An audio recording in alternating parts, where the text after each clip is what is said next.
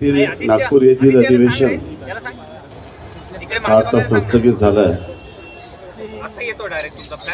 नवीन सरकार महाराष्ट्रात स्थापन झाल्यानंतर प्रचंड बहुमताने महाराष्ट्राच्या जनतेने महायुतीच्या सरकारला निवडून दिल्यानंतर आता मंत्रिमंडळाचा विस्तार देखील नागपूर येथे झालेला आहे आणि या अधिवेशनाच्या संदर्भात माननीय उपमुख्यमंत्री महोदय पत्रकारांना संबोधित करतील अशी मी त्यांना विनंती करतो।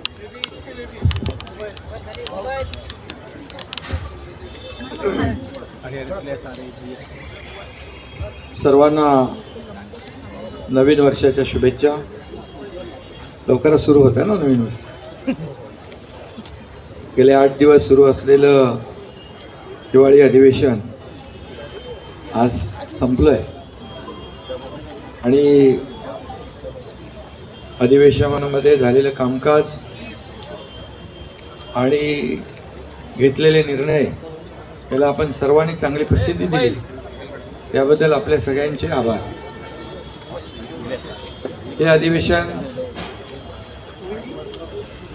आशिष म्हणाला नव्याने सरकार स्थापन झालं, पण तुमचं महायुतीचं सरकार कंटिन्यू झाले, टीम तीच आहे, मॅच नवीन आहे आणि देवेंद्रजींच्या नेतृत्वाखाली मुख्यमंत्री म्हणून कामकाज सुरू झालंय महायुती सरकारचं आणि अधिवेशन देखील अतिशय यशस्वीपणे पार पडलेलं आहे।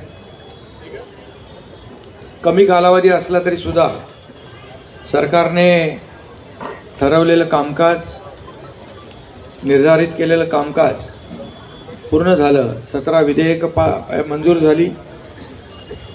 त्या विधेयकांमध्ये अनेक महत्त्वाची विधेयकं होती, कारागृह सुधारणा, प्राचीन स्मारके आणि इतरही महत्त्वाची, त्या बाबतीमध्ये मुख्यमंत्री महोदय बोलतील अशी महत्त्वाची विधेयकं देखील मंजूर झाली।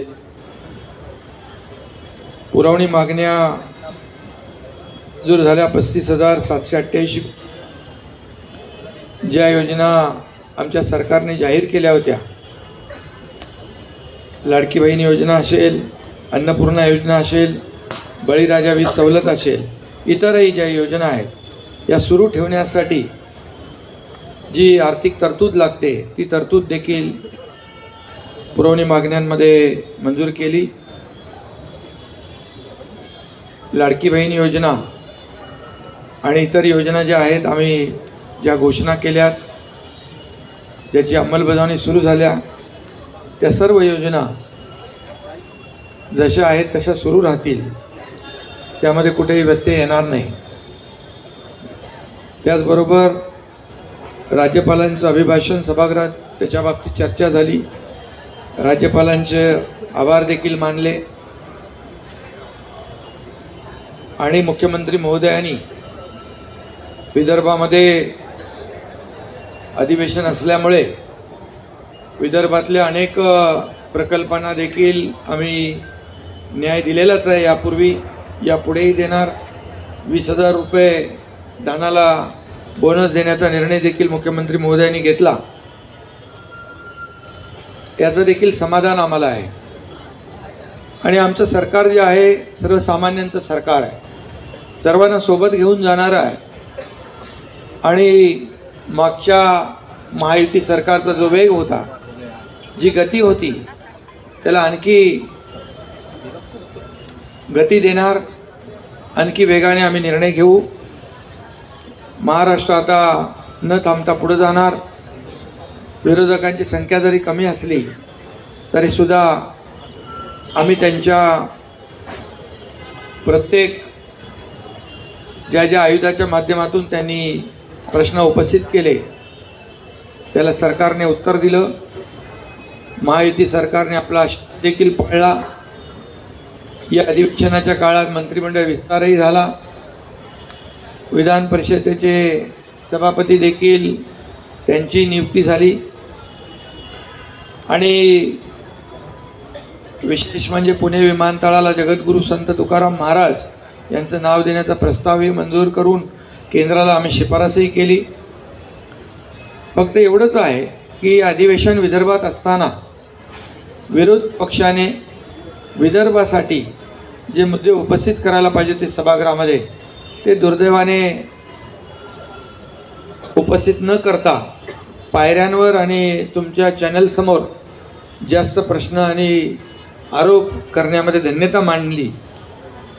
तरीसुद्धा ठीक आहे, आम्ही सरकार म्हणून पक्षाला देखील मानसन्मान दिलेला आहे आणि विरोधी पक्षांनी फक्त यापूर्वी जसं 2.5 वर्ष पायऱ्यांवर आंदोलन करून आमच्यावर आरोप केले, प्रत्यारोप केले, पण आम्ही मात्र आरोपाला 2.5 वर्षामध्ये आरोपाने उत्तर नाही दिलं, आम्ही कामाने उत्तर दिलं. आणि म्हणूनच आम्ही काम केलं. सर्वसामान्य माणसाच्या आयुष्यामध्ये बदल घडवणारे निर्णय आम्ही घेतले.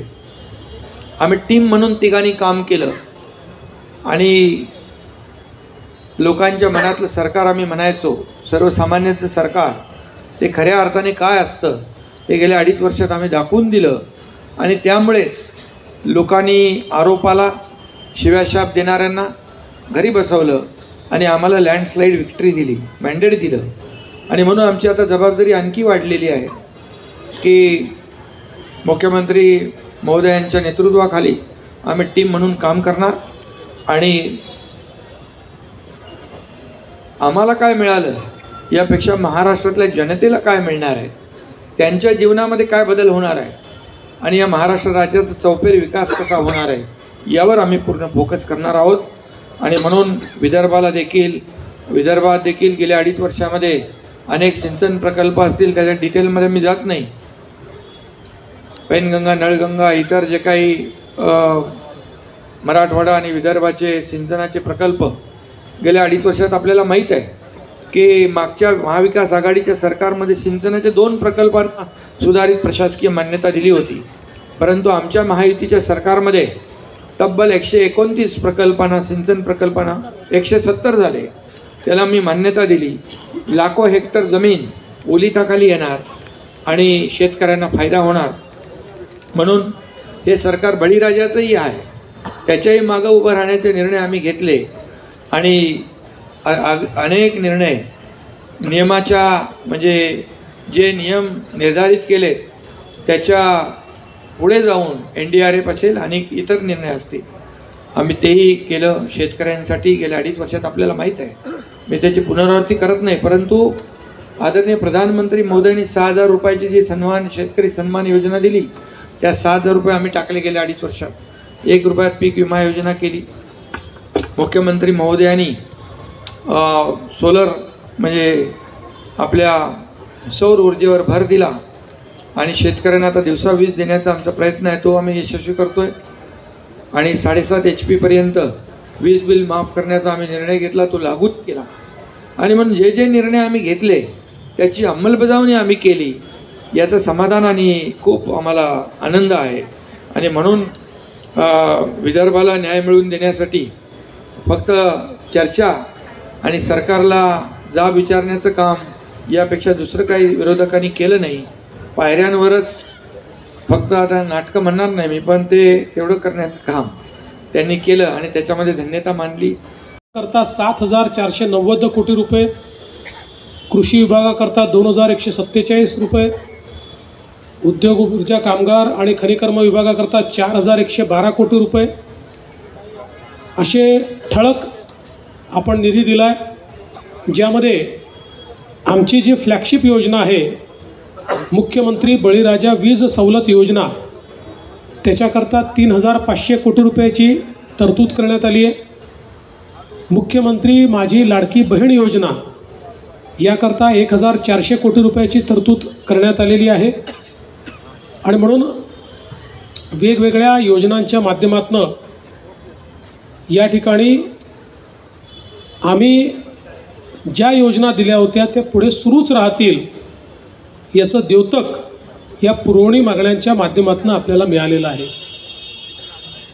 आज खरं म्हणजे अंतिम आठवडा प्रस्तावावर बोलत असताना विदर्भ आणि मराठवाड्याला या सरकारने काय दिलं आणि हे सरकार काय देणार आहे याची जवळपास 1.25 तास मी सविस्तर मांडणी केली आहे. एक प्रकारे सिंचन असेल, उद्योग असेल, गेल्या 2.5 वर्षात कशा प्रकारे या मागास भागामध्ये परिवर्तन आमच्या सरकारने केलं याचा लेखाजोखा मांडत असताना पुढचा रोडमॅप देखील मी त्या ठिकाणी मांडलेला आहे.